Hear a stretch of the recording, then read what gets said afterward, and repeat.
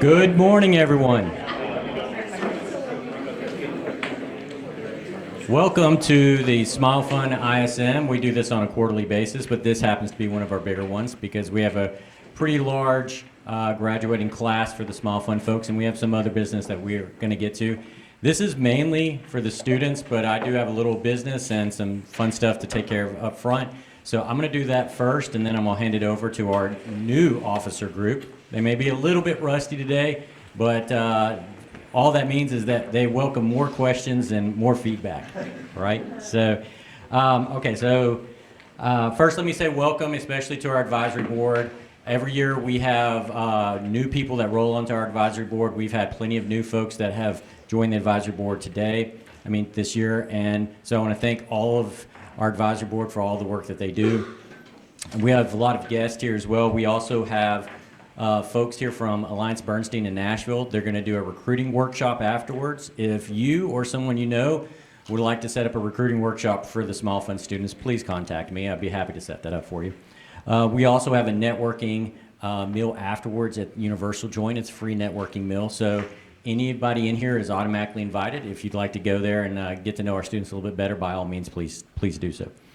So the fun part is I get to talk about a couple of highlights that have happened through the year. And so I'm going to, like I said, keep this brief so that we can get the show on the road. But we've gotten to take students a lot of places. And so one of the things we do when we talk about raising money for the Smile Fund and some of the things that go into the Smile Fund, we do that so that we can offer these students an experience that they won't get probably at any other school. So we took 4 students to the SMIFC conference. SMIFC is Student Managed Investment Fund Consortium. In Chicago, they got to go to the Chicago Board Options Exchange and meet with a lot of other student managed investment funds. Dr. Lobo and I took those 4 students, and that was a fantastic trip. Most of these students were part of the group that got to go to Nashville for the Investment Challenge program that happened last week. So we took 16 students to Nashville there. And then, of course, our big trip is always to New York, which is the GAME Forum. GAME is an acronym that stands for Global Asset Management Education Forum. And it's a fantastic opportunity. And Dr. Lobo actually sets almost all of that up, including getting us to go to the stock exchange some years, the Fed, go to Bloomberg. We meet with alumni. It's just a really wonderful experience. I think it opens the students' eyes. And the conference itself is phenomenal. But there's also one trip we take every year that I think is pretty special. It's also to Nashville. It's at the end of February, and it's for us to compete in something called the CFA Research Challenge. Now, if you haven't heard me talk about it before, it's kind of the Olympics for nerds. And I really, really enjoy my role as a faculty advisor, and as long as I've been doing this, Ray has been doing it, and even longer as our industry mentor. And before the Smile Fund, we hadn't really won that program yet, but we've been developing a process for the Smile Fund to feed our best students into this program and to compete. And this is with over 1,000 university and over 5,000 students worldwide. And they're the best students at each of those schools.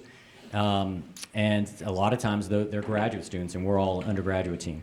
I am proud to say once again, UTC won for the 8th time in a row at the Greater Tennessee Challenge. So can I get a round of applause?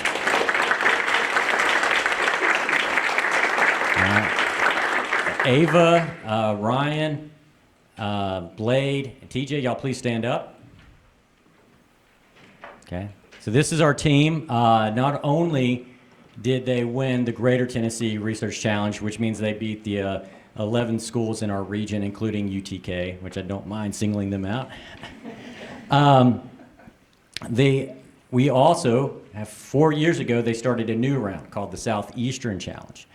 And so just if you can imagine like the SEC footprint plus maybe the North Carolina, Virginia schools as well, we're talking some of the top schools in the nation, all in that footprint. We've gone and before this team, those 3 years before, we won 2 out of 3. Well, now we've won 3 out of 4. Congratulations.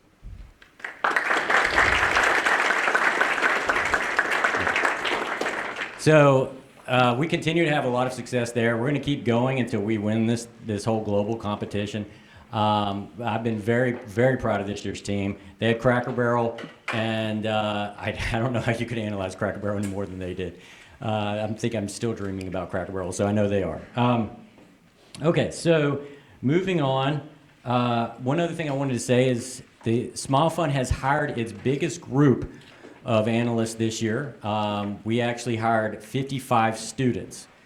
That's enormous. You won't find other student managed funds that have 55 students. For a total of 85 students, I have looked, I've asked, and I'm prying, and I cannot find any other student managed fund in the world that competes with us in terms of manpower. Okay, so we're running one of the biggest, if not the biggest, student managed investment fund programs in the world, and we're probably going to get bigger next year because we've got the capacity. The UC Foundation has invested in us to give us that capacity to expand a little bit more and offer this experience to our students. And not only are we going to be offering starting July 1st this bottom-up experience, but we're also going to offer a top-down learning experience that shows and teaches students more about the macro environment. So that's going to change things. So you're going to see things change quite a bit next fall. We're going to offer some more officer positions as well. And because of that, we're going to have, and we have so many more students, we're going to offer a few more awards as well. So let me get to our awards. Now, before I talk about some of our awards today, I'd also like to note some of the big awards. The Smile Fund has always racked up in some of the key awards. And there's probably no bigger, Robert, you can tell me, I don't think there's any bigger award than the Stoffel Award at the Rollins College of Business. And so if Nadia and Ryan, would y'all please stand up? We took home 2 of the biggest awards at the Rollins College of Business. Please give them a round of applause.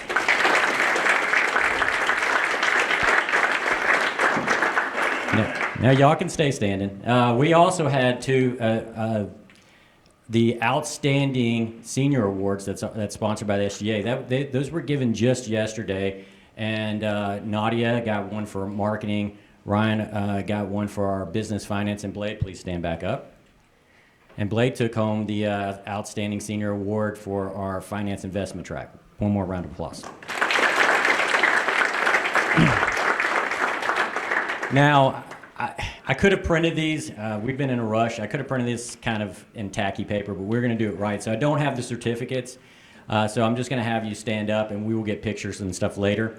But this is the fun part. I'm about to give away $3,000. So we have upped our game in terms of the awards for students in the Smile Fund. And now we have a best category, which is what we've done in the past, but we also have a new outstanding category. And that's also going to feed into the fact that we're going to have double the capacity of our officers because we're going to have 5 funds instead of 2 funds starting in the fall. And they're going to be a program manager assigned to each one of those funds, right? So to go ahead and get that process started, I'd like to offer our analyst awards, okay? These are our best awards. And I'll start kind of from the least experienced on the way up, okay? We will start with our Best Junior Analyst Award, and they don't know they're getting these, by the way. So this is going to be kind of fun. Our Best Junior Analyst Award, Caden, please stand up.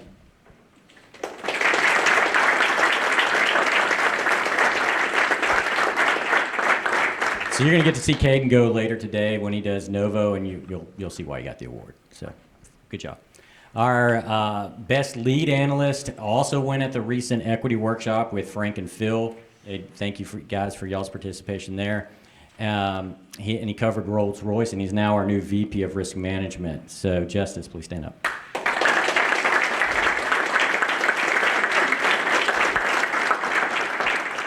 Our Best Chief Analyst Award goes to someone who he's been a fantastic chief analyst this semester, but you might have seen him last semester when he covered Intuitive Surgical, and if you were paying attention, you should have invested. He did a great job. Devin, please stand up.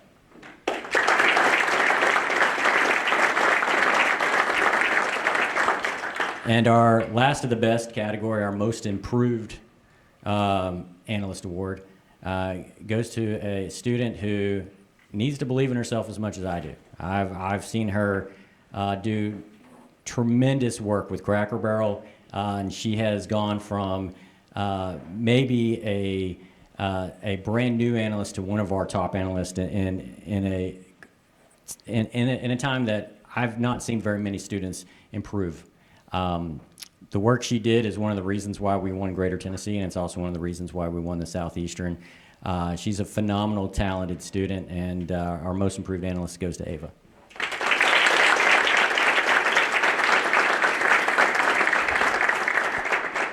All right, so those are $250 awards. Now it's the $500 awards, so the big money.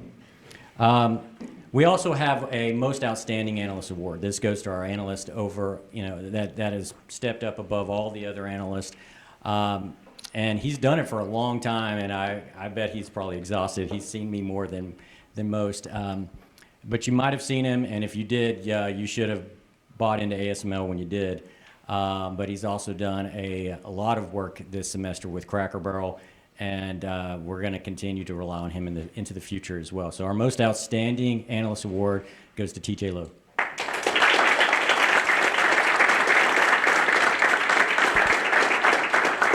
We also have a new category. It's our Most Outstanding Officer Award, and not only was she on the team that won last year, and that she's done a ton of research. She's led probably our most difficult team in terms of analyzing companies, which is the financials team, and she has done tremendous work in terms of running the fund with a lot of the internal stuff that people don't see as the VP of operations. We're going to continue to rely on her into the future. She's a workhorse, and she does a lot for us that a lot of people don't see.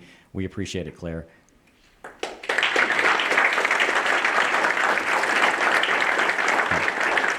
We're also going to have two Most Outstanding Senior Awards, and these are going to go one to our Most Outstanding Female Student, one to our Most Outstanding Male Student. I'll do the Most Outstanding Female Student first. She probably wonders whether or not I really like her because I pick on her all the time, but I want her to know that means I really do like her quite a bit. She has grown tremendously. She got an internship opportunity at AllianceBernstein, which she's turned into a full-time offer. She did a lot of work in Unilever, and she was the first student to volunteer for the new equity analyst workshops last year. And then while we stole Ava and a big chunk of the consumer team's manpower while we were working on Cracker Barrel, she headed up our consumer team as well. So I really appreciate all that you did. Elizabeth Kosmides.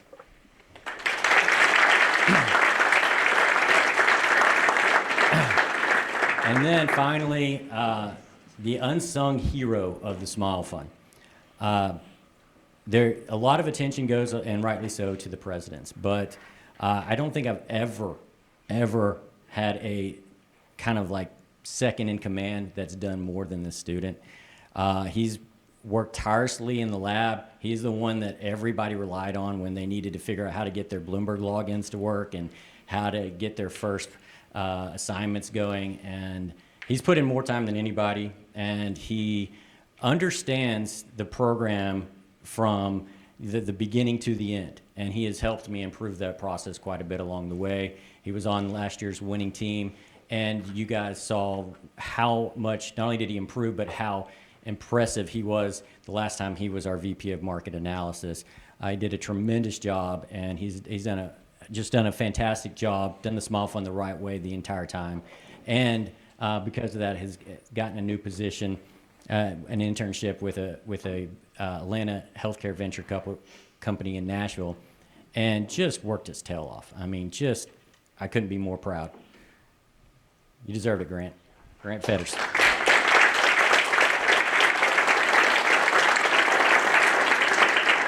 Okay, so you're going to see some of them, and again, I promise I'll try to keep my comments short. The seniors, we have a tradition here, the Smile Fund Cord Ceremony, where the graduating seniors, get to wear Smile Fund cords to their ceremony. It means a lot to us, primarily because we have a motto called Smile Fund for Life, and what we mean by that is that they're not semester students, I'm not a semester professor.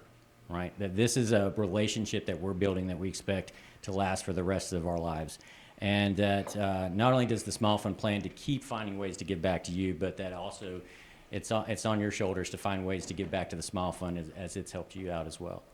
So with that being said, I'd like all of our graduating seniors, graduating this May, please come down.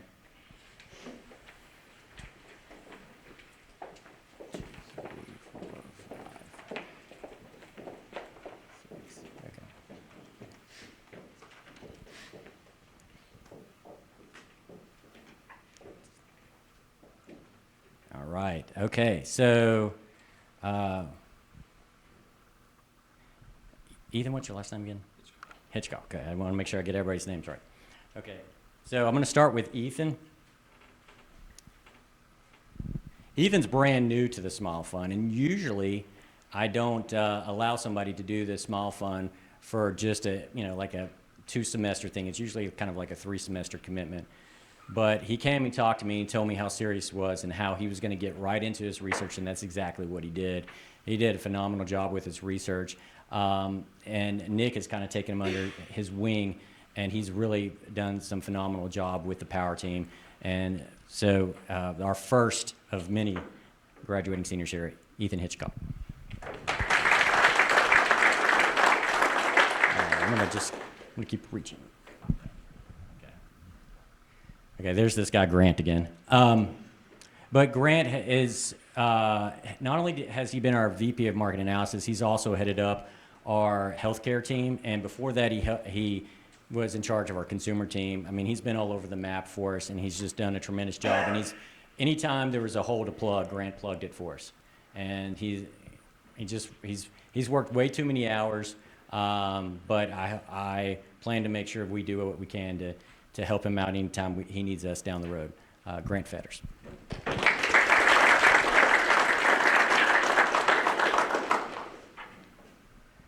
All right, so those of you that have been to former ISMs know that Ryan Nichols has been a part of our fund for a long time, but a part of our core leadership as well.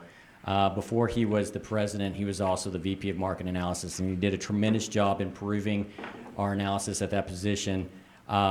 His research right out of the gate was phenomenal. I'm not sure that who helped who more here, whether he helped the Smile Fund more or we helped him. But as soon as he got in the Smile Fund, I mean, even Acumen recognized his talent. They snatched him up as an intern, and they've offered him a full-time position, which he's accepted. He's been a tremendous asset. I could go on for days about all the things that he's done for this fund.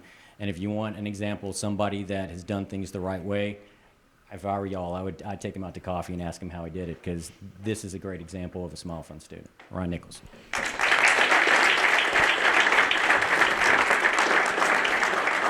All right, so next we have Blade Kistler, and I don't know if I'd have a student that's academically worked harder this year than Blade. Not only did he take on the CFA Research Challenge as a senior, but in many ways he captained that team. He also took care of their valuation, which is normally the more difficult part of the analysis. And when things really got tough, you're about a week out to get work done, he just locked in. There were times I was like, they just don't have the time to do it. They're just not going to get it done. And I don't know what kind of sacrifices he made, but I'm pretty sure he didn't sleep for like a week. And he got it done. And that's kind of one of the things I've always liked about Blade is you just know he's going to get it done. It might not look like it. It might look like the clock's going to run out, but he's going to get it done. And he did a tremendous job with that. And I've also been his director for his honors thesis, which was on insider trading with politicians. And it's one of the best I've seen. And he's put a tremendous work into that as well. And, I'm just very proud of the work that he's done, especially this senior year. He's been a great asset. He's been a chief analyst as well for our tech team. He's just been all over the map as well. So he definitely deserves this award. Blade Kistler.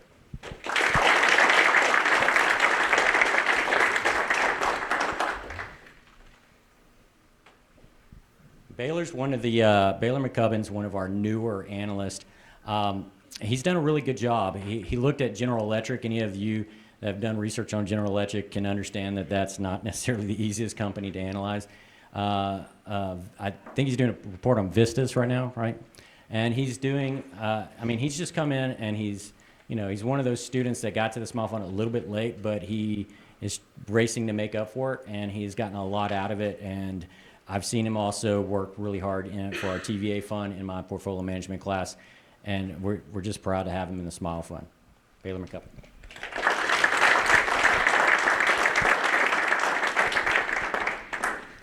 Oh, Elizabeth. Okay, so I got to take Elizabeth on several trips, and she's even been on a international trip with Dr. Lobo. She's a lot of fun to be around, and she's one of those folks that, because she's so nice, I think when you first get up to her and get to meet her, you don't realize that underneath that there's a lot of wheels spinning, and she's really, really intelligent too.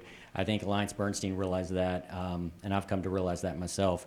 She's, like I said, she's been a chief analyst for a while, and she's gone at ISMs. She's done everything the Smile Fund has to offer, and it's the reason she got the award, and it's the reason I'm proud to have her in the Smile Fund. Elizabeth.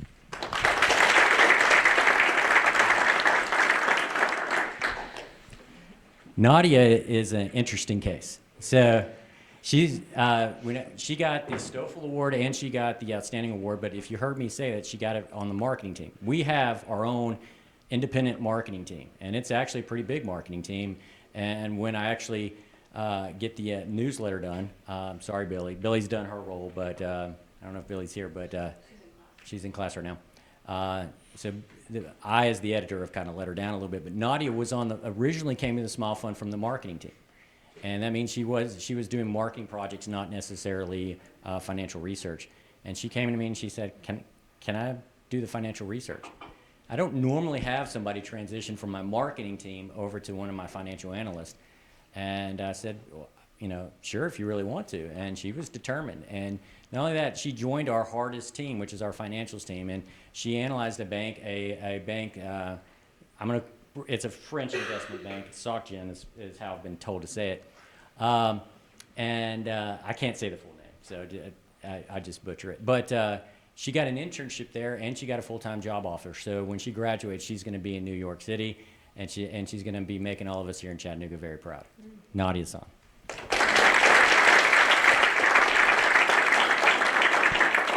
So one last time, this is our spring 2024 Smile Fund alumni class.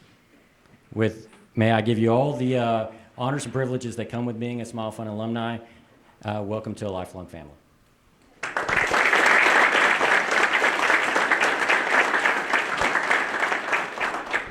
Thank you, guys.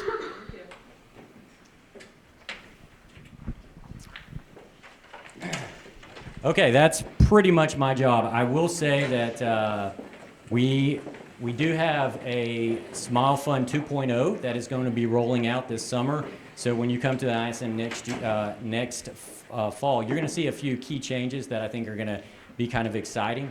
But I'm going to reserve a little bit of that time for next fall. The reason I bring it up again is to mention that the traditional fund will not change much, but the strategic fund will change quite a bit. So don't be shocked if Nick leaves a little bit of the strategic fund out, because basically we're just rebalancing it right now as we gear up this new phase for the strategic fund. So most of our analysis today will be on the traditional fund, but going into the fall, we plan to begin presenting on the strategic fund as one of our 5 funds. And so you'll start getting more information on that. Finally, as advisors and as guests, and even the students that are here, the reason the Smile Fund is what it is because we keep pushing it to a higher standard. We can't do that without you. So please pull no punches, take the gloves off, hit them with the hard questions. And they're a new group, but that's how they're going to learn. Okay? So by all means, with that being said, I'm going to turn this over. Yes? Yeah, so our investment policy statement has been approved. I don't believe it's been signed yet, but we'll take care of that business at the very next. There's one more meeting that'll happen with the UC Foundation going in before we already have the funds, so we will get those funds on July 1st. Okay. May I suggest, when's the next ISM? It'll be September. Yeah. May I suggest that, because I think from the standpoint of the advisory board members, Yep. we probably should make a practice of reviewing it every so often. So Right. that the new advisory board members understand the parameters. Yeah, so for those of you who don't know, we have probably one of the larger professional advisory boards for student managed investment funds. And we are going to continue the tradition, Ray, of meeting once every summer, just as the board. And so I will make sure that the new investment policy is a big component of that meeting. But also, I like your idea of we will make it available at the first ISM in the fall as well for everybody. So that's a great idea. With that being said, any other questions for me? Okay, for the first time, your new president, Nick Morris.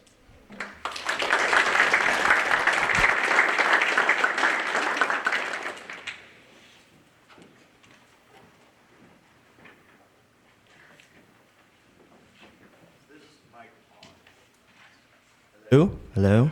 Awesome. Good morning, everyone, and thank you for attending our second ISM of the semester. My name is Nick Morris, and I'm the new President and Chief Investment Strategist for the Smile Fund. Today, I'll be sharing the fund's performance update. Our assets under management are split between two funds, the Traditional Fund and the Strategic Fund. The Traditional Fund comprises 63% of our assets under management and focuses on large cap domestic equities. The remaining 37% comprise the Strategic Fund, which is being reimagined to focus on a top-down investing approach through domestic and international sector ETFs. In total, we currently manage a little over $1 million across the two funds. The Traditional Fund is benchmarked against the S&P 500 and is underperforming the benchmark by approximately 0.7% year to date. Since inception in 2015, the Traditional Fund has returned 194.6% in total and 13.2% on an annualized basis, representing slight underperformance on a total return and annualized return basis. The Strategic Fund is currently benchmarked against an equally weighted blended benchmark of small cap, mid cap, large cap, and international indices. As we continue to adjust the structure and focus of the Strategic Fund, the historical benchmark is changing to an equally blended benchmark of large cap and emerging market indices.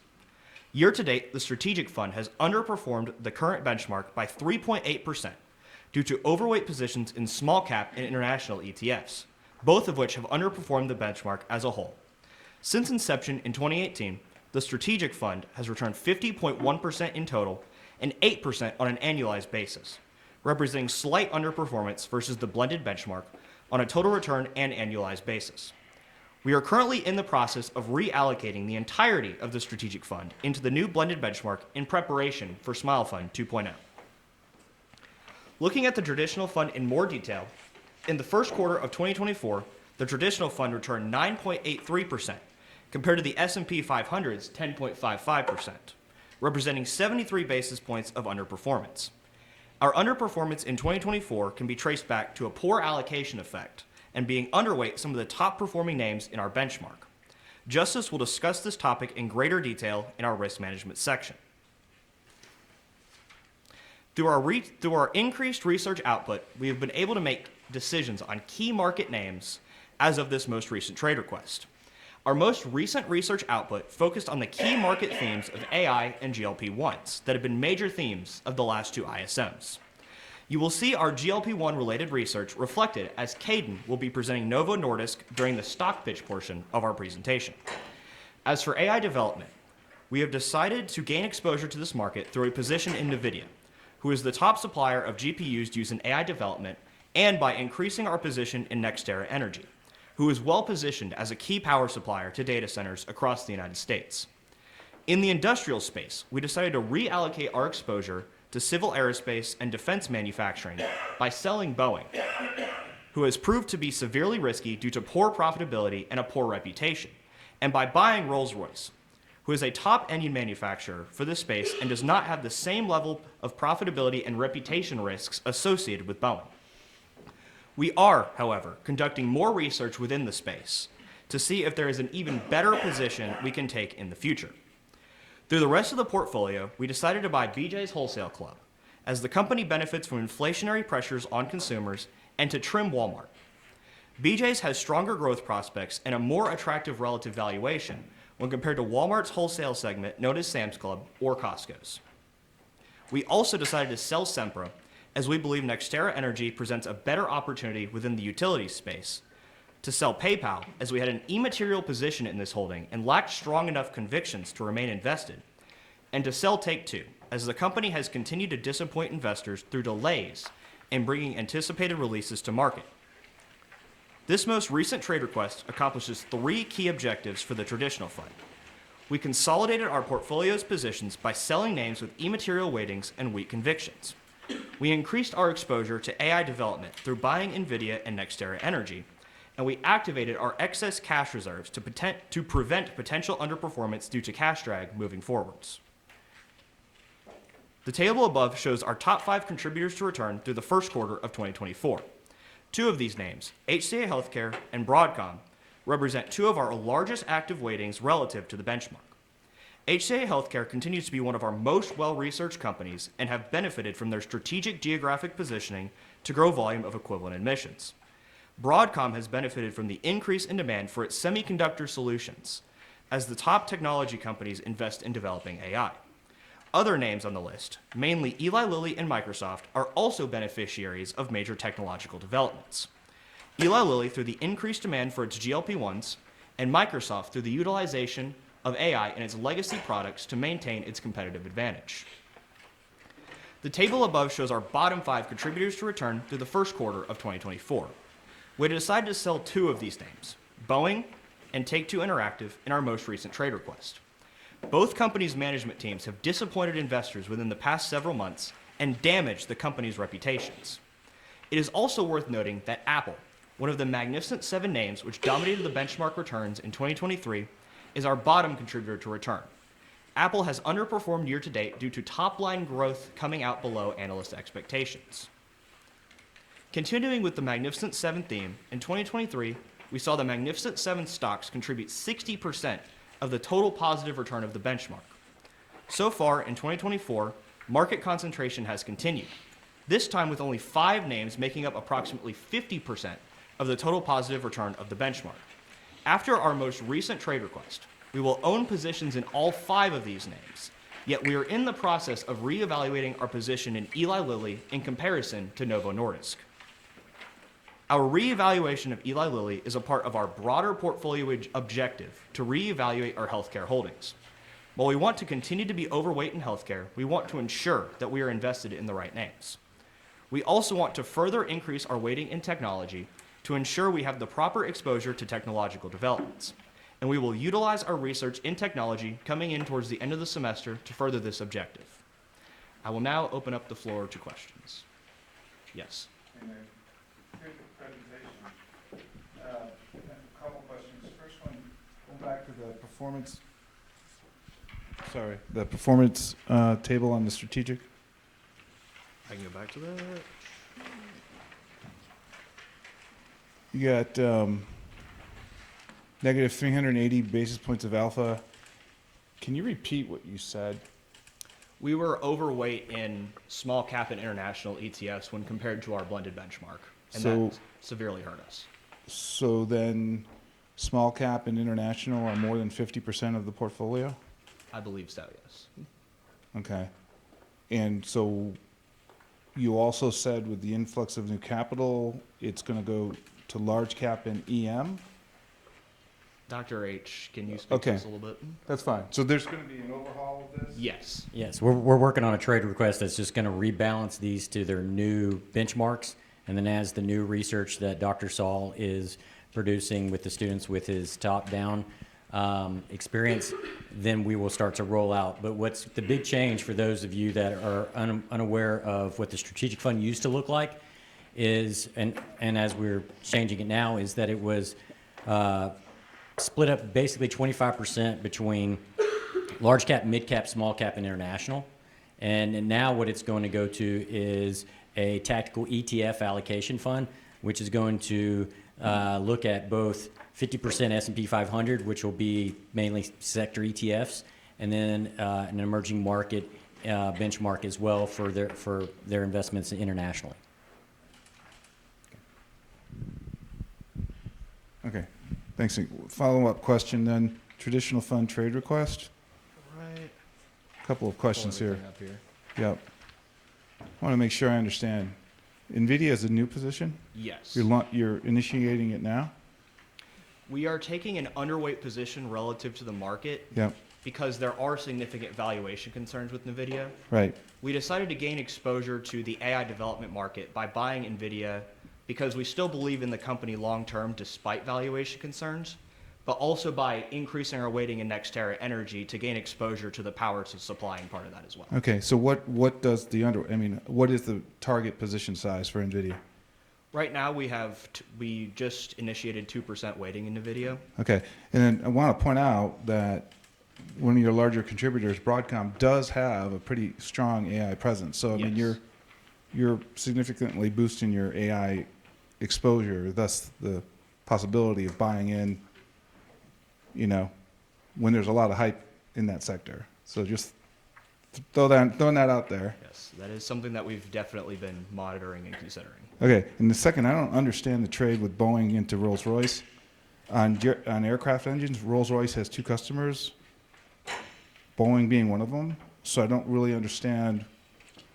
You're buying Boeing's problems as well with Rolls-Royce. There's only 3 engine manufacturers and 2 customers. So can you walk me through why that trade makes sense?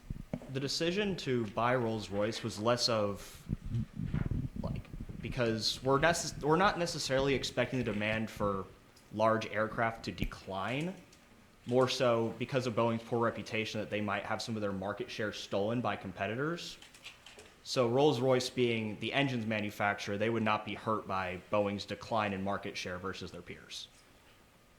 Presuming there is a decline in market share, I mean, they could be on the sidelines for a while.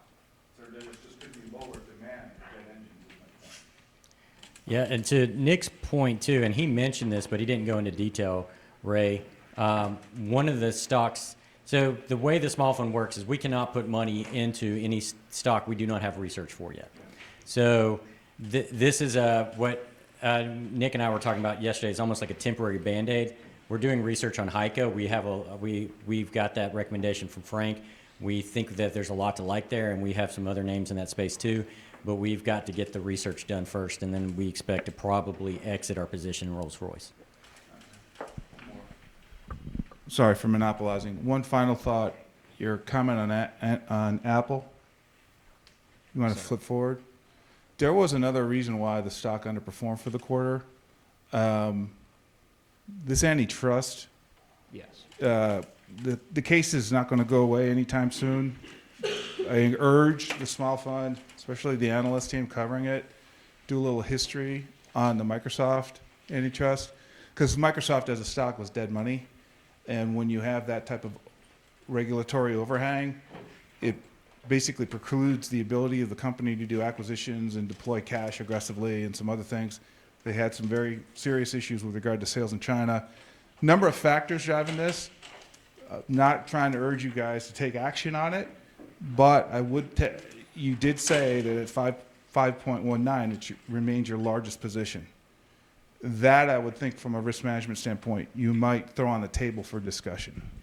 Yes, and you'll see in Justice's presentation, Apple, I believe, is our 3rd highest weighted position right now. We are still underweight the market in Apple, but it does still make up a significant portion of our portfolio. Other questions? Hold on. Thank you. Given your comments on Boeing, have you taken a look at Airbus, and is it just valuation that keeps you out of that, or what biases you toward Rolls-Royce instead of competitor? So that goes back to what Dr. H was mentioning regarding research. We do not have strong enough research on Airbus right now to have a conviction in them going forwards, whereas we do have strong research in Rolls-Royce. And then on some of the cells, it's certainly the right thing to do sometimes to, sell your losers. I'm not going to argue with that. But, with PayPal and, I don't know, Take-Two's been, hasn't acted well for a while. But it just seems a little bit like, selling losers and chasing, some of the AI winners on the other side with, it just doesn't seem like a strong differing perspective that's behind it. It just seems, kind of trying to catch up to the index a little bit in some areas.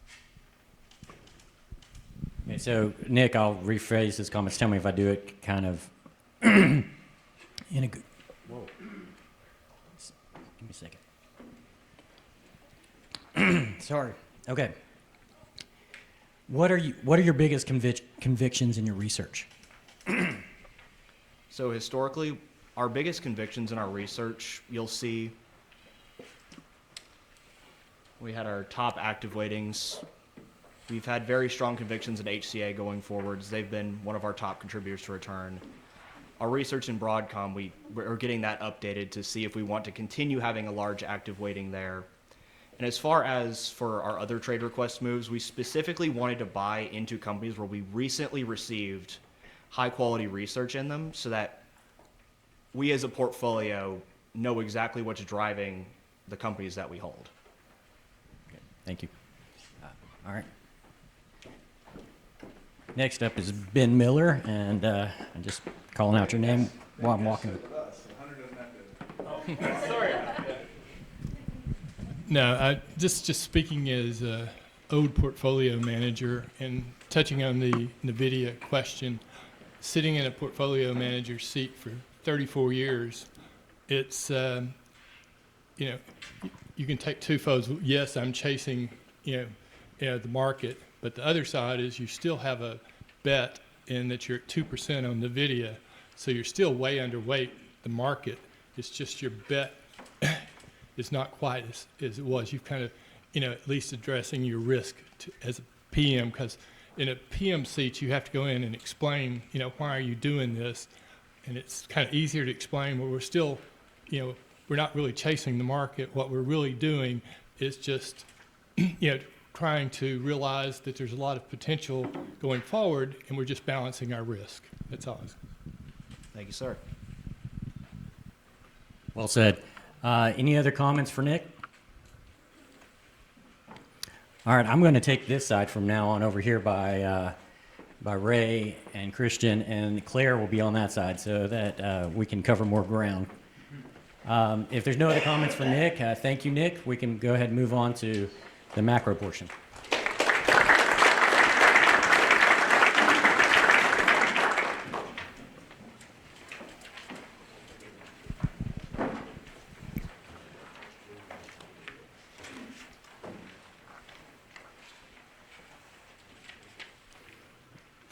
Hello, my name is Trent Lowe, and I am the Interim Vice President for Market Analysis, and I will be giving our Market Outlook presentation today. There are 4 topics I would like to cover on today's agenda, including the labor market, the Fed's monetary policy, inflationary measures and trends, and technological advancements. Regarding today's agenda, I will cover the labor market and the potential impacts of immigration on employment trends. I will also cover the Fed's policy and market projections for rate cuts this year. Then I will talk about inflationary trends and the Fed's preferred method of measuring inflation. And finally, I will talk about the larger macroeconomic trends and for technological advancements as they continue to affect our research and holdings. Over the course of the past 3 years, the labor market has remained tight, with more demand for job openings than the supply of unemployed people. This has resulted in record low unemployment levels over the course of 2021 and 2022. In these conditions, employers are forced to pay higher wages to obtain workers, which contributes to the overall wage inflation. However, during the later half of 2023 and into 2024, the labor market has remained tight but has slowly started to come back into balance, as demand for new jobs has weakened as the number of unemployed people remains steady. One trend that may have affected this would be immigration.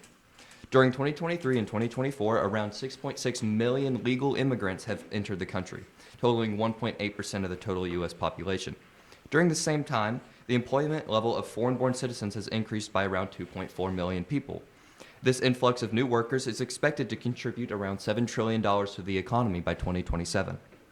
And this may alleviate some short-term labor market tightness. As the supply of labor increases as more immigrants enter the workforce, it allows for lower employee prices, which could result in lower wage inflation, further bringing the labor market into balance. This trend may contribute to the good overall standing of the economy and may influence the Fed decision to cut rates this year. Speaking on economic conditions and expected rate cuts, the Fed and market priced in around 6 to 7 rate cuts in December. This expectation was backed by the Fed's projection that the U.S. GDP would only grow by 1.4% annually during 2024. However, as market expectations shifted and the economy bolstered, expected rate cuts have also shifted. During the March release of SEP projections, the change in real GDP was revised upwards to 2.1%. Furthermore, stagnated PCE data and higher than expected PCE inflation solidified the weakening disinflationary trend that may put downwards pressures on the Fed expected rate cuts. This continued economic growth and weakening disinflation has led to the market pushing out rate cut expectations. The most recent projection has the Fed's fully pricing in 3 rate cuts during 2024. However, the market has now only fully priced in 2 rate cuts during the July and November FOMC meetings. Furthermore, between December and March, the interest rate yield curve has steepened, with its degree of inversion being lower than it was at the beginning of the year. This shift has been influenced by long-term rate cuts rising faster than short-term rates. This scenario is fueled by many factors, some of which include the diminishing rate cut expectations and the belief that the economy will perform better than expected, as seen when comparing the December GDP growth rate to the March projections. Continued economic growth, lower unemployment, and continued PCE inflation could warrant the Feds to hold rates higher for longer to mitigate these reinflationary risks. Our fund continues to pay attention to inflation report surprises as short-term risks to inflation remain with recent increases in energy prices. Regarding current CPI data, we have witnessed energy inflation and sticky services disinflation, which contributes to the overall weakening disinflationary trend that may prompt the Feds to keep interest rates paused. The recent CPI report yesterday came out at 3.8% year over year, compared to expectations of 3.7%, which further reinforces the point of weakening disinflation. Although CPI data is extremely important when gauging inflationary trends, the Fed prefers to use the core PCE index. This index takes out volatile factors such as food and energy prices and provides a more accurate measure of what consumers are choosing to buy. The core PCE index adjusts its basket's weights as people substitute more expensive goods and services for less expensive ones. PCE data is also considered to be more accurate than CPI data because CPI metrics are supported by survey data, whereas the core PCE index is comprised of reports from businesses on what they sell. By analyzing core PCE data, we see that it will take time to get down to the Fed 2% goal. In our portfolio, we are trying to identify companies that are positioned defensively against inflation. This inflationary trend can also be supported by the ISM manufacturing prices, which show that prices for products are increasing at a faster rate than they previously were during 2021 and 2022. Prices for products are also increasing at a faster rate than they previously were, which means that companies are currently charging more for their products. To that extent, the production PMI has also entered expansionary territory, which shows that the output for products has increased as well. These trends indicate that business activity in the manufacturing sector is rebounding. If these pricing trends continue, it has the potential to impact inflationary trends. Furthermore, ISM manufacturing has recently entered expansionary territory as more products are being produced at faster rates than during 2022 and 2023. However, services, which are currently still at expansionary levels, appear to be trending downward, which could indicate weakening services demand. All in all, our fund continues to closely monitor short-term inflationary concerns, specifically with recent CPI data, which has displayed a weakening disinflationary trend. This trend, combined with the stagnated PCE inflation data, leads us to believe that the Fed will most likely not be able to cut rates 3 times this year. Based on our assessment and the outlook for this year, we suggest that we are likely to see between 0 and 2 rate cuts as the most plausible scenario. Considering this, it makes sense for our fund to continue to be positioned defensively against inflation while making sure not to miss out on any market opportunities and larger market-moving trends. Moving on to trends in technological advancement, current topics that have garnered huge interest are AI and GLP-1 markets. AI continues to have massive implications on the technology sector, influencing everything from the demand for data centers, which satisfies machine learning models and algorithms, to cybersecurity, which has the ability to protect large servers that house these algorithms from potential data breaches, to the semiconductor and semiconductor manufacturing industries that produce the core components needed to run AI sophisticated algorithms, and even the energy sector, which supplies the large amount of power needed to run large servers and data centers. The healthcare sector has also seen continuous growth due to the advancements made in the GLP-1 market. To capitalize on these trends, this semester our fund has prioritized research into these segments. In our technology sector, we have updated our research on companies such as Microsoft, Intel, NVIDIA, Broadcom, and AMD and IBM, which all have sections of their businesses related to the AI market. We all have also updated our research for companies that may indirectly benefit from AI, such as Vertiv, a company that manufactures critical equipment for data centers. We've also updated research on our cybersecurity holdings such as Palo Alto and CrowdStrike that we perceive to benefit from AI's growth as well. And finally, we have Research Nextera, a renewable energy company that may help alleviate AI's much-needed energy demand. Regarding the GLP-1s, we are continuing to monitor our healthcare holdings and our position on Eli Lilly. We have also conducted fantastic new research on Novo Nordisk, an influential player and industry leader in the GLP-1 space. In conclusion, our outlook on the economy remains cautiously optimistic. The revised GDP growth figures signal improved economic conditions, prompting the market to adjust its expectations for rate cuts. This adjustment is fueled by the combination of stronger economic data and a decelerating disinflationary trend. We are also looking towards opportunities to expand our outreach into markets affected by GLP-1s and AI, and we continue to update our research into these key sectors. Thank you. I will now open up the floor to questions.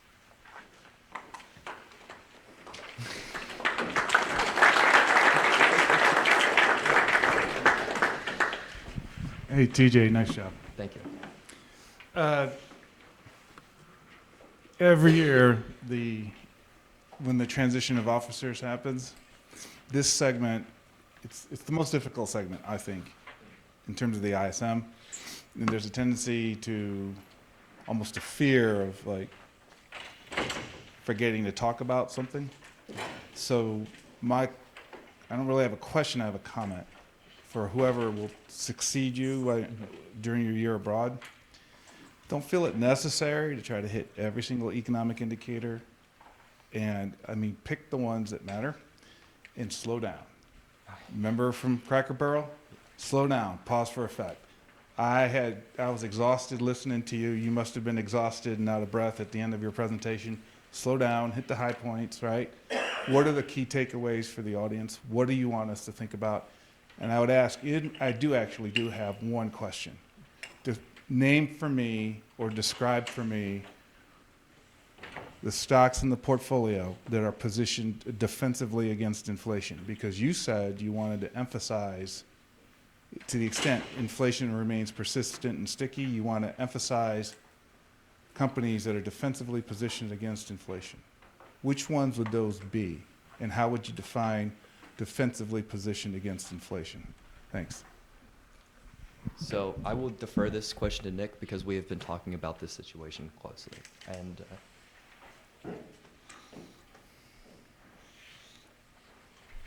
So specifically, that was our reasoning for wanting to get into the wholesale space more, is that wholesale, consumers are going to be able to get lower cost per unit. And if inflation persists and prices continue to rise, consumers may find those bulk items and lower cost per unit to be more attractive. So specifically, trimming Walmart, going into BJ's Wholesale. Yes. That's your trade. That's one of our big trades. And we also continue to want to remain overweight staples as a whole, as those companies are going to be more able to pass their cost along to consumers. What's in the portfolio? Right now in consumer staples, we still own Walmart. We have BJ's Wholesale now. We have Coca-Cola, Ryan, Procter & Gamble, Constellation Brands. I haven't had the opportunity to review research on each and every company from the consumer staples segment yet. I like being overweight staples in the long run, but we want to review those holdings and make sure that each of them are well positioned to be defensive against inflation. Okay. Because if inflation remains sticky, you guys, I'll write it down. You'll probably get a question from me as to what changes happened in the portfolio. Because again, one of the things that we tried to emphasize as an advisory board, we're not here to necessarily question or dispute your outlook. You all do your analysis, you come up with your outlook, you have conviction in it, and then it's got to be translated into the portfolio, right? Because no one knows what's going to happen tomorrow. You all could be right, we could be wrong on some of these points. That matters little to me. What matters is the follow through. So if that's how the team feels, then there should be some adjustments to that effect as the year goes on, right? Yes, sir. One of the issues too is that, and this is one of the things I don't know if everybody caught, is that we're underperforming a little bit compared to the benchmark, but from a risk-adjusted standpoint, we're actually slightly outperforming because we carry a beta, which we have since we've been doing this, below 1, and right now 0.86. This recent trade request may have bumped it up a little bit to maybe around 0.9. So we remain, I guess, cautiously optimistic is the word we're going with, but I think that part of the answer to that stickiness question, inflation, is right now we're a little bit more safely, allocated than the market. So. Any other questions? This is usually a pretty big section. Okay. All right. So my question is, I mean, you talked about the supply side shock to labor, and that easing some of the concerns regarding to the growth of the economy. But I mean, in recent data, labor participation rate has gone up. Plus, the small business optimism index shows that small businesses are struggling as compared to previous times. Also, what you see is the influx of immigrants is basically participating in the labor force in low-skilled jobs, not particularly in high-skilled jobs. I mean, more contact jobs, services, hospitality, etc. So there is some underlying weakness in the economy, so to say. I mean, the labor side of things don't look as bad right now, but as time progresses, I mean, with maybe the elections, with the regime change, you'll have a stop in the influx of immigrants. Maybe, I'm just thinking of a scenario, or the immigration goes down. Do you foresee that impacting your prediction of 2 rate cuts, or how does that all play into this? I mean, there are for June there's at least 2 more readings for the CPI, and today also, if you look at the PPI data, it came in below expectations. So it seems there is a reduction in inflation, so to say. So CPI versus PPI, I mean, one posted a higher than expected, one posted lower than expected. So it's conflicting. I know CPI had a much bigger impact on the market as compared to what it did for PPI today. But how does all that play into your prediction of 2 rate cuts versus 3, what the Fed is saying? Or what the Fed was saying. So I believe that when measuring or when evaluating how many rate cuts we expect this year, I think the main metric that we should use is the PCE data and the CPI data as inflationary gauges, more so than the better stance of the labor market. My point of immigration was that this has influenced the economy, at least in the short term, and the influx of immigration may slow. I've already seen some articles talk about like lower than expected immigration at the later half of this year.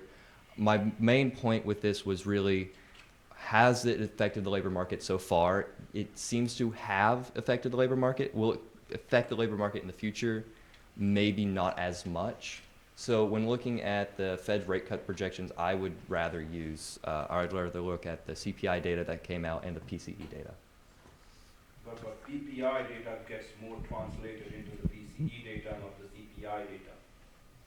See, CPI is more volatile overall. Yes, that's why we looked at the core PCE data as well. TJ, just one thought.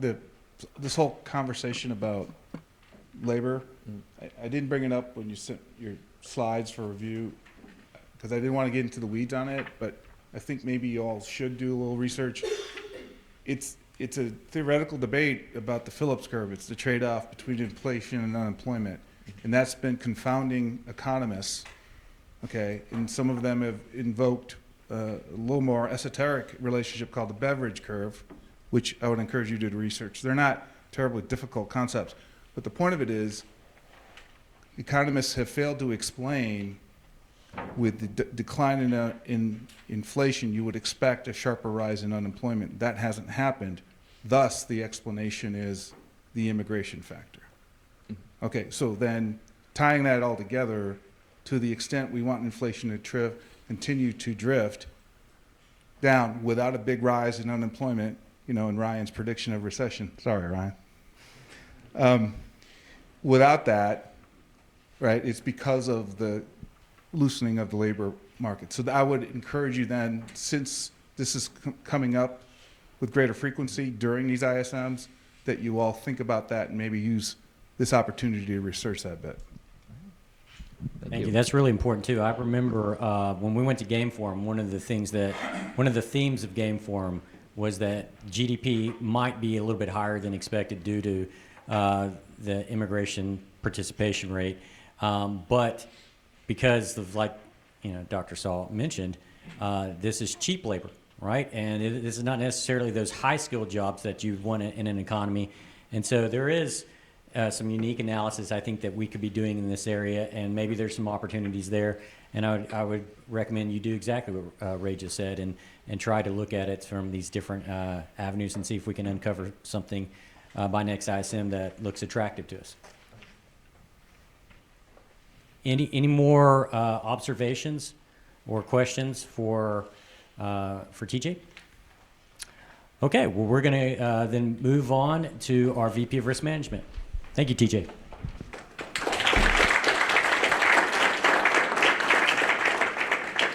And if you heard him, TJ said he's the interim VP of Market Analysis. He's going to be studying in Thailand next semester. So, but he told me, he promised that he's going to keep up with the Smile Fund while he's over there. We'll see how that works out. So, okay, Justice. Good morning, everybody. My name is Justice Cardenas. I am the new VP of Risk Management, and today I'll be going over the risk management outlook for the traditional fund. According to the custodial account, the traditional fund had a total return of 9.83% in the first quarter of 2024, while the S&P 500 returns were 10.55%, which is 73 basis points underperformance relative to the benchmark. The traditional fund had a beta of 0.86, which is under the benchmark of 1. These two metrics, alongside with the risk-free rate, yielded the traditional fund a trainer ratio of 0.32 versus the benchmark's 0.3. In all, we underperformed in total return compared to the benchmark, but overperformed on a risk-adjusted basis. Onto our sector allocation versus the benchmark. As of March 28th, we were significantly underweight in information technology and significantly overweight in healthcare due to historical research conviction in each sector.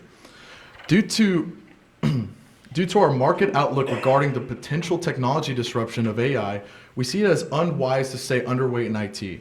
We want to continue to be overweight in healthcare due to strong prospects moving forward in the sector, as well as the technological advancements from GLPs. We continue to like our weight in consumer staples due to inflationary pressures and want to eliminate some of our cash position to prevent further cash drag effects moving forward. Onto our post-trade requests. To mitigate this cash drag, our most recent trade requests used most of our cash position and increased our weighting in IT to get the portfolio closer to the benchmark, while our overweight position in healthcare has stayed the same and consumer staples has stayed overweight relative to the benchmark to remain defensive against inflationary pressures. Here are our top 10 holdings by ending weight as of March 28th. 4 of these names, Salesforce, HCA, Visa, and Coke, are not in the top 10 holdings of the benchmark, which means we have significant active weighting in these 4. We are pleased to see that each of these 4 holdings have been positive contributors to the return for us this year. In fact, out of our top 10 holdings, only Apple has been a negative contributor to return due to revenue growth missing investors' expectations. In total, our top 10 holdings make up 43% of our portfolio and have returned 4.76% year to date. Onto our bottom 10 holdings. By way of March 28th, we have been reviewing our positions in each of these names to see if we want to continue to hold them. So far, we have decided to sell 4 of these positions, which include Boeing, Sempra, Take-Two, and PayPal. We have also decided to increase our weightings in Nextera due to them being a key power supplier to data centers. In total, our bottom 10 holdings make up 11% of our portfolio and have only returned 0.27% year to date. This table shows our 2024 attribution summary on the portfolio.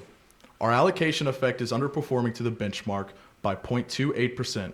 This is due to being heavily underweight in IT and of also having a substantial cash drag.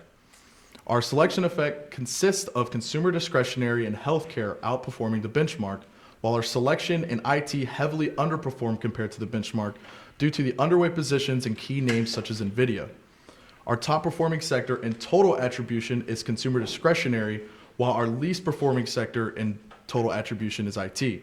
Our total attribution underperformed by 0.27 compared to the benchmark. This is due to our passiveness in IT and having too much cash drag.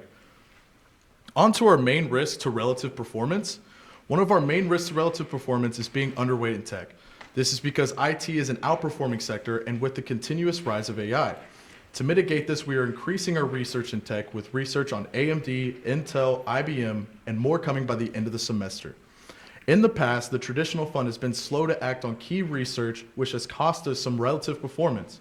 To mitigate this risk, we hope to increase the speed of actions by having more conviction behind our investment decisions and by making investment decisions on every quality piece of research we receive.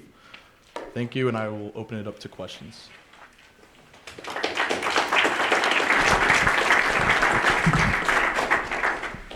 All right. So, great risk-adjusted performance, but kind of don't see the message, the action.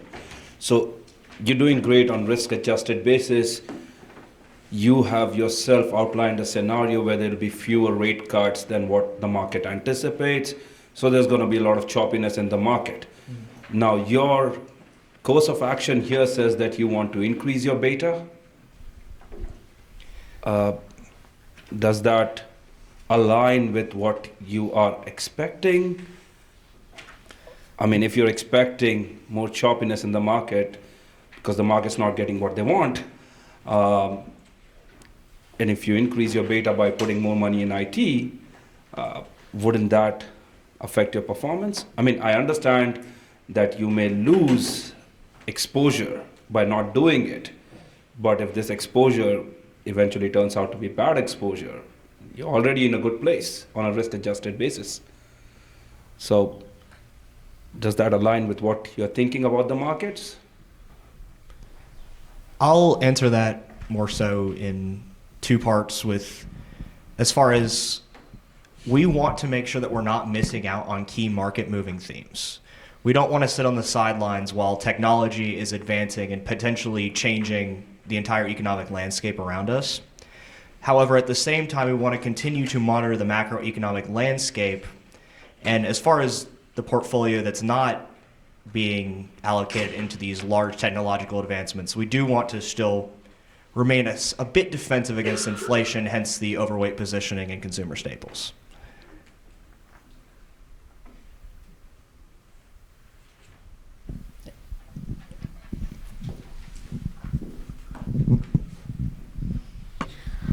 This question also will probably go back to you, Nick, and I'll open it up also to portfolio managers who have much more experience than I do. But I wonder how the fund thinks about companies in decline. Obviously, you're looking to shed Boeing, but how long do you monitor a company like Boeing or any company that deteriorates for a while? What do you look for a comeback? At what point does it become attractive?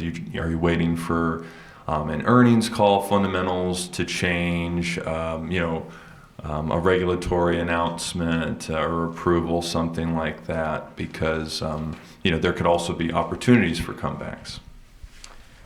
One thing that we particularly look into, especially when a company has experienced a significant decline, is whether or not we believe that those issues which cause a significant stock price are something that the company can fix relatively. I wouldn't necessarily want to use the word easily, but I'm not sure of a great synonym to use here, versus if the company's issues seem to be more structural and something that is going to be quite burdensome for them to overcome, we may believe that the stock's probably going to stay down, which is, short term, being down in the short term versus staying down over the long term. All right, thank you, everybody. We're now going to transition to our last speaker, so good job, Justice.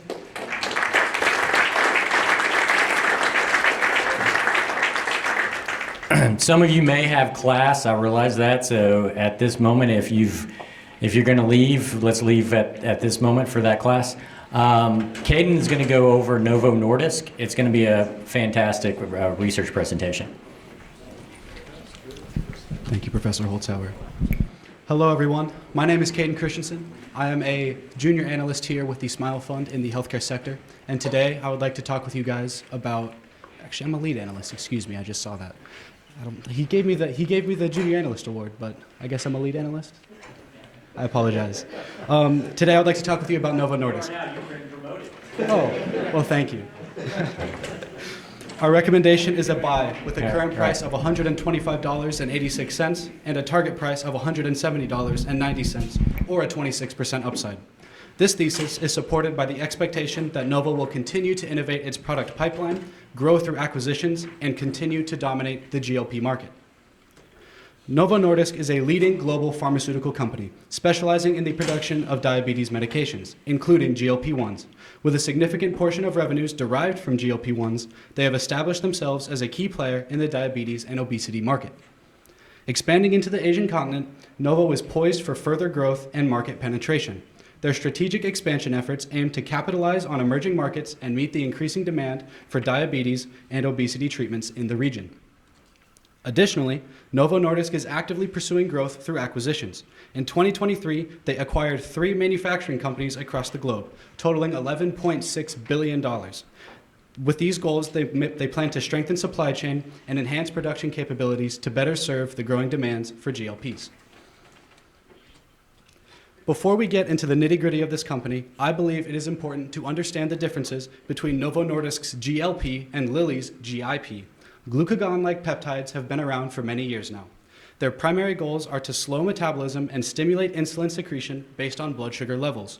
Glucose-dependent insulinotropic polypeptides, on the other hand, aim to simulate satiety and suppress the appetite instead of slowing down digestion.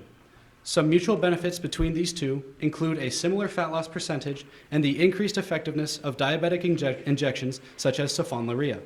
In combination, these drugs are even more effective for weight loss, a benefit to both type 2 diabetes and obesity patients. Consumer demand for GLP-1 medications is on the rise, as evidenced by the significant growth in the GLP market.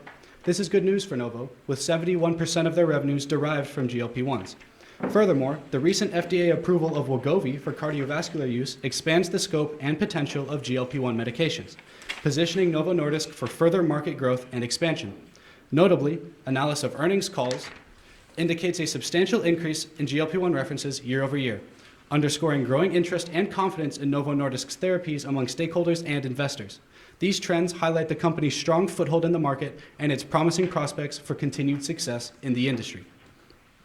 With the insurance revival seeming closer than ever, Novo's proactive approach to adapt to shifting insurance dynamics can only be seen as consumer positive.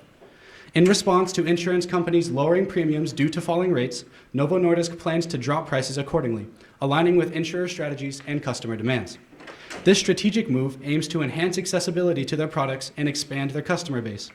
Moreover, recognizing the significance of macroeconomic conditions, Novo acknowledges that lowered inflation and interest rates are key factors driving the insurance industry's potential comeback.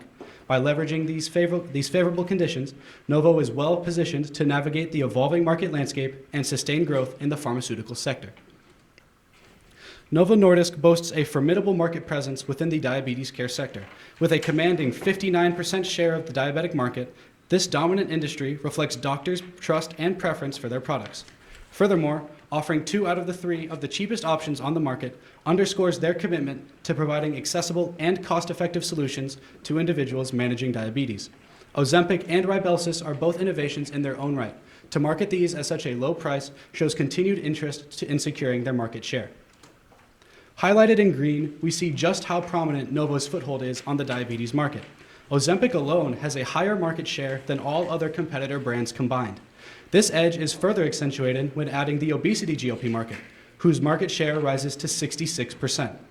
Novo has consistently innovated in the GLP field to ensure their continued dominance in the market.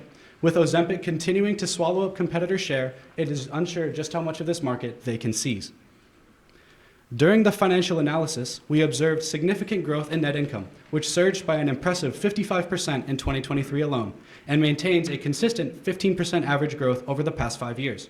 This robust performance underscores their operational efficiency and strategic initiatives driving profitability. Moreover, their commitment to innovation is evident through their R&D expenditures, which also grew by 15% year over year. This sustained investment demonstrates dedication to staying competitive and fueling future growth. Additionally, the return on research capital reaffirms the effectiveness of R&D efforts in generating value for stakeholders. Moving on to the projections of Novo's big three products, we see just how prominent Ozempic and Wegovy's return are for Novo. With $50 billion in revenues projected by 2028, Novo is poised for significant gains to further their expansion.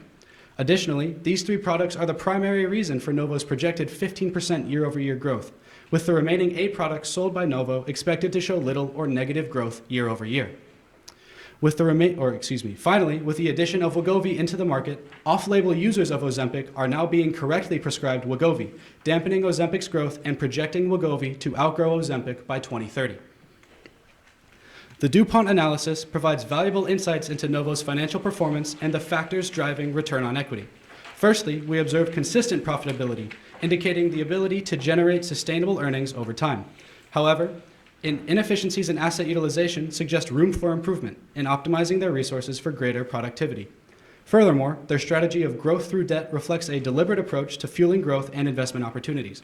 By addressing these key components, they aim to enhance overall financial performance and maximize shareholder value. Our comparative DuPont analysis between Novo Nordisk and Eli Lilly reveals significant differences in their financial performance metrics. Novo demonstrates a higher level of consistent profitability with a notably higher profit margin and return on equity compared to that of Eli and Lilly. However, inefficiencies in asset utilization suggest room for improvement in both companies, with Novo exhibiting a slightly higher asset turnover. Additionally, Novo's strategic use of debt to fuel growth is reflected in its leverage ratio, which is lower than that of Lilly's. These insights provide valuable benchmarks for understanding and analyzing the financial health and performance of both companies. With the current state of the GLP market, I believe there are 4 main risks, which span from company-specific to macroeconomic factors. First, with the operational risks, as previously discussed, Novo has taken on a fair amount of debt to continue their dominance in the market. With a current ratio of 0.82, which has continued to decrease year over year, one might worry about the financial health of this company and if Novo is stretching past their financial limits. To mitigate this risk, Novo plans to boost revenues through a progressive price plan. By dropping revenues by a set percentage, they are hoping to gain the same, if not more, in quantity sold. This would boost profits and further cement their dominance in both the diabetes and obesity industry. Industry risks include Lilly's new obesity drug, Zepbound. The drug is a cocktail of both GLPs and GIPs, showing increased competition on Novo's home turf. Not much is known about Zepbound's performance, as it is a very new drug, only recently being cleared for use in November of 2023. We are still waiting on revenue metrics to be revealed in Lilly's Q1 report. Additionally, the impact and acceptance of side effects for obesity GLP-1s are still unclear. The GLP industry could very well be the next fen-phen industry. Fenfluramine-phentermine was an anti-obesity treatment in the early 1990s. It involved the use of amphetamines to force the body to burn fat. It was later discovered that fen-phen increased the user's risk of pulmonary hypertension by 46-fold, causing over $4.75 billion in lawsuits and the complete collapse of the fen-phen industry. While the chances of this happening to GLPs are low, given their long historic usage for diabetes, the damage this would do to Novo would be cataclysmic. While both of these risks are significant risks, shown by their high impact compared to the other risks on this matrix, they are both being properly managed by Novo, with Zepbound's performance being immediately countered by Novo's announced Stage 3 trial pitting Zepbound against a Wegovy GLP and GIP cocktail, which researchers claims had promising results. While the risks of company-killing side effects are concerning, Novo has shown consistent and proactive approaches to researching and educating others about their drugs, with continued research into some of their oldest products, such as Ozempic and Saxenda. Continuing on with macro risks, GLP sales are heavily dependent on the insurance industry, as previously discussed. With most consumers not being able to afford the hefty $1,000 per month price tag, if interest or inflation rates flip, insurance would have an even harder time recovering, which would decrease the likelihood of Novo being able to keep their promise of lowering prices. To mitigate this risk, Novo is currently partnering with insurance independent brands such as Costco and Sesame Health to help provide GLPs at a lower price, aligning with their current price goals and mitigating the impact of macroeconomic factors. For my valuation, I decided to use the DCF model. My terminal growth rate of 3.03% was calculated by taking a GDP estimate of weighted revenues for the countries and regions that Novo operates in. My interim growth rate was calculated by using the combination of the expected revenue growth of Novo and the CAGR for the GLP industry, giving me an interim growth rate of 20.5%.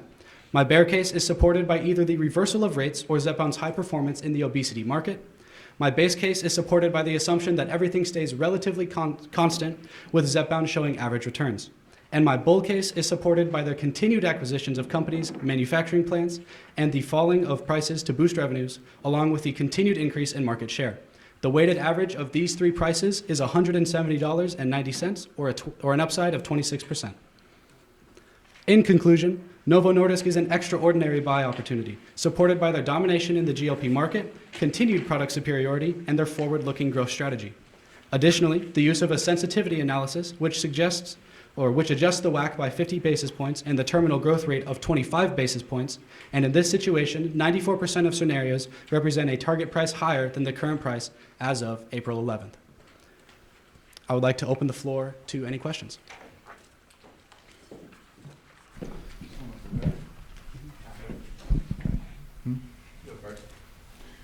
Caden, excellent presentation. By chance, were you at our my firm's event at the end of February? Unfortunately not. I ended up having a class that...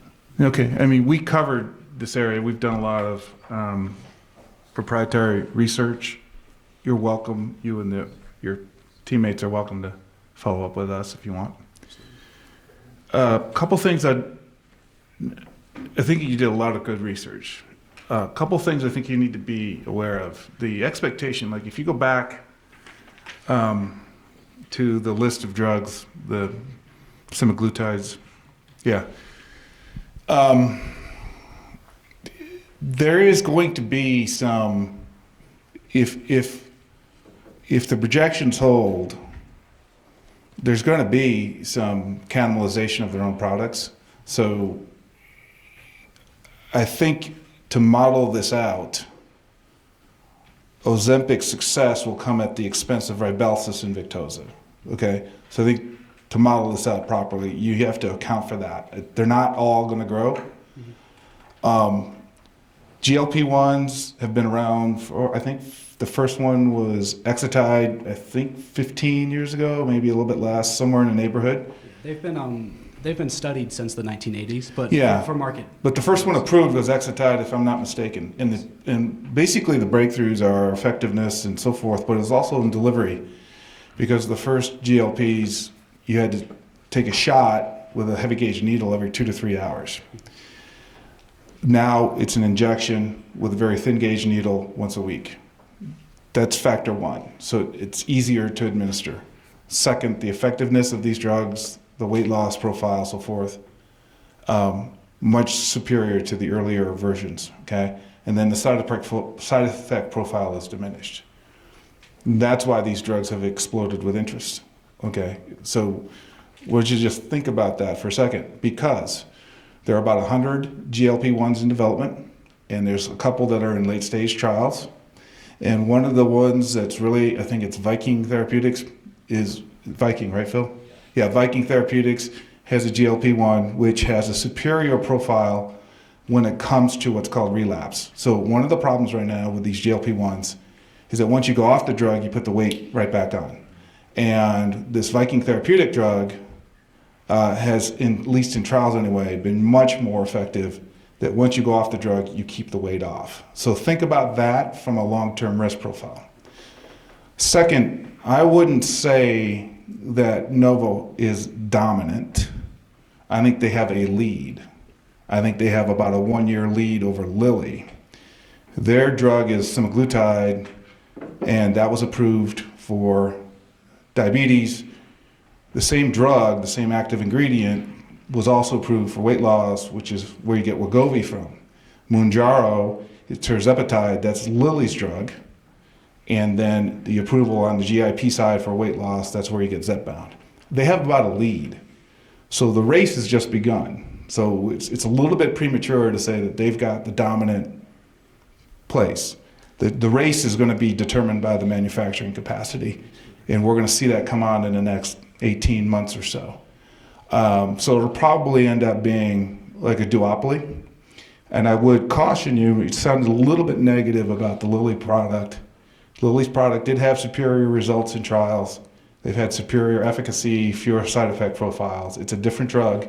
So, just watch that, because it struck me that one of the things you drew as a conclusion was maybe to reduce your Lilly position and replace it with Novo, and just would all caution the Smile Fund to think about that and do a little bit more research on this. But also, the looming threat of this probably won't be in the side effect profile. It's going to be in one of these other drugs that are still in trials. And that's probably where the threat's going to come from. One quick question for you. You talk about how Novo Nordisk is not dominating in the industry. My conclusion and how I arrived at that was the recent increase in market share. Year over year, they have continued to take market share from Eli and Lilly. Yes, no. And fair point. But what I'm saying is this race has just begun. They have a lead. Okay, it's only because their drug got approved first.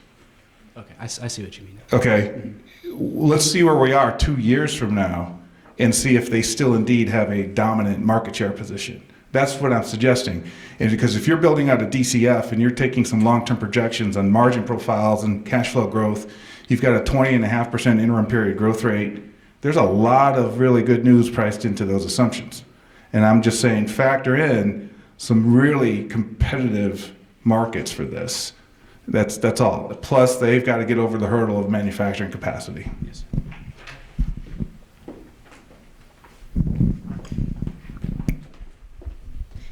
I know that you did a lot of work, and we've talked about the fact that there's a big difference between the GLP-1 market for diabetes, for type 2, versus the obesity, because insurance has not shown an inclination yet to cover it for obesity. For heart conditions, for type 2, it's good. But what do you think is going to happen? Because we've already seen people who can afford $1,000 a month to pay for it, but what do you think is going to happen if insurance doesn't cover it for outside of diabetes? Sorry. I think that's a great point. Personally, I'm not too terribly worried about this. Novo Nordisk and the Novo Nordisk Foundation, they both agree with dropping prices to remain competitive in this market. And this is shown with their recent partnership with Costco and Sesame Health. Through this partnership, they've actually offered a plan where for $179 a quarter, or I think that bounces out to like $760 a year, you can get access to Wegovy or Ozempic, just regardless. So that is, I see your point. I just don't quite, I didn't take it into account as much given those factors. We have any other questions for Caden? Okay. Just a quick one on that last part. Do you need insurance if you go through Costco? From what I read, it didn't seem like they were using insurance at all. I could be totally wrong on that though. It was it just happened last week actually, the day that I presented at the workshop. Mm-hmm. So I didn't get a huge amount of time to really look into it. It's wild. And then just some more valuation stuff. So actually on the DuPont analysis, it says the leverage ratio is 3. But you look at your WACC and it's 99% equity. That doesn't make any sense to me. I feel like the leverage ratio should be closer to 1. No, that's fine. Where would you like me to go? It doesn't matter. But the DCF valuation says your WACC, it's 99% equity. And how do you get a 3 times leverage ratio if you've got no debt? I really couldn't answer that one for you. That's fine. I found the leverage ratio off of Bloomberg, and then I tried to back into it. I just I couldn't seem to find it. Well, one is book accounting, and the other is market value, right? That's what you did, right? You used the book value of the leverage, right? Yes, sir. I believe so. You believe so? It's all right. I think that's what you did. You took total assets divided by equity, right? So yeah. Okay.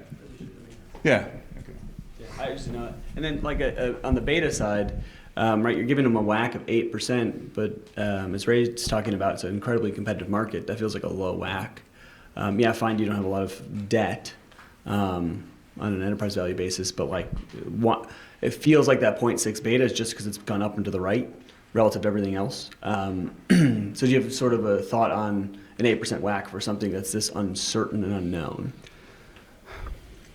I really hate saying it. I couldn't answer that question. Show him your sensitivity analysis. Yes, sir. Okay, so he's got a little bit of room to still play with his whack and then still be a buy recommendation. Well, and part of it too is, right, we talked about 20% interim growth.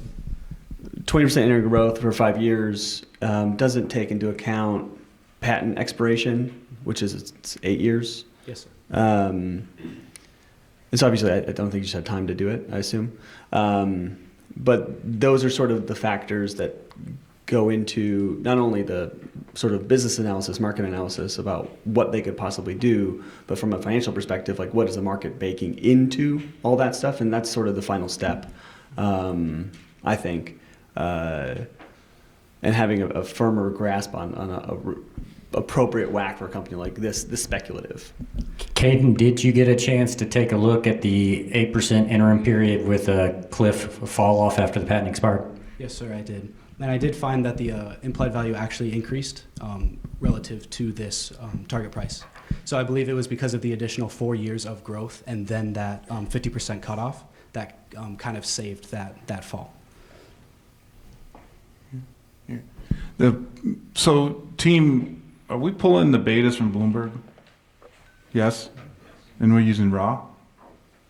Yes, I used raw. You raw or adjusted? 'Cause Yes, sir. are we consistently using raw?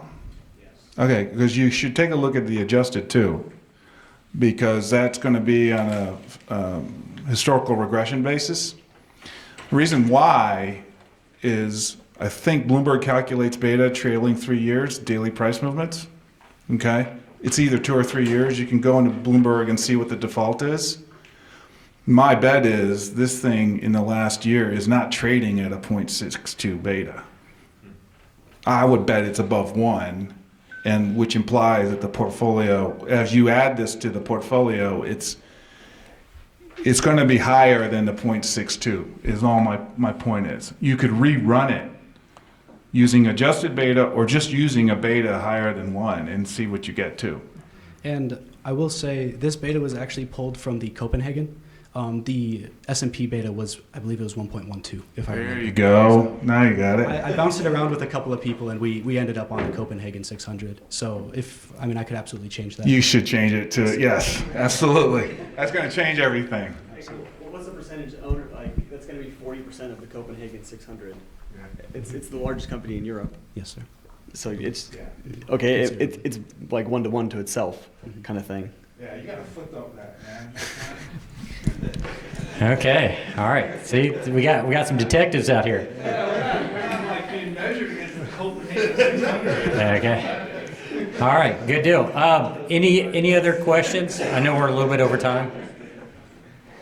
Okay, one more round of applause for Caden.